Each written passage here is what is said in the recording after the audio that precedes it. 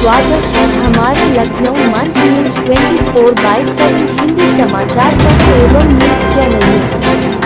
सही खबर, सच्ची खबर। कृपया सब्सक्राइब, लाइक, शेयर, कमेंट जरूर करें। के अधिकार में ऐसा लगता है कि कुछ समस्याएं राष्ट्रव्यापी हैं और उन पर विचार विमर्श भी होना चाहिए और विचार विमर्श चल भी रहा है।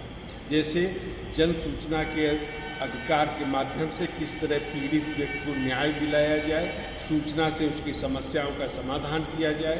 इसके अलावा ऑनलाइन जन सूचना के कार्रवाई को संचालित करना पे भी विचार होना चाहिए, जिससे लोगों को घर बैठे सूचना मिले जो लोग वाकई जिनकी एक न्यायोचित बातें हैं। और इसके अलावा आदतन सूचना मांगने वालों की जो समस्या है वो भी बनी हुई है, तो इस पर विचार करने की आवश्यकता है।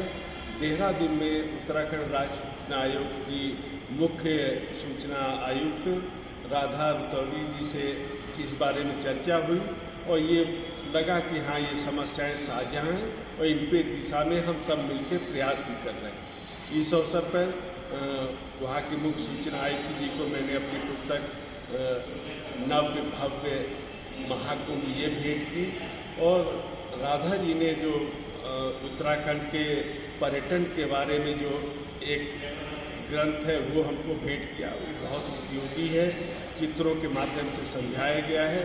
इसके अलावा अनिल रतूड़ी जी जो राधा तूड़ी जी के पति हैं और वो वहाँ पे उत्तराखंड में डीजीपी भी रहे, उनकी जो किताब जो मुझको भी उसका शीर्षक से प्रभावित में हुआ और उसको मैंने पलट के भी देखा, खाकी में स्थित प्रज्ञ। ये शीर्षक से भी हम समझ सकते हैं कि किस तरह से उन्होंने अपने दायित्व का निर्वाह किया होगा।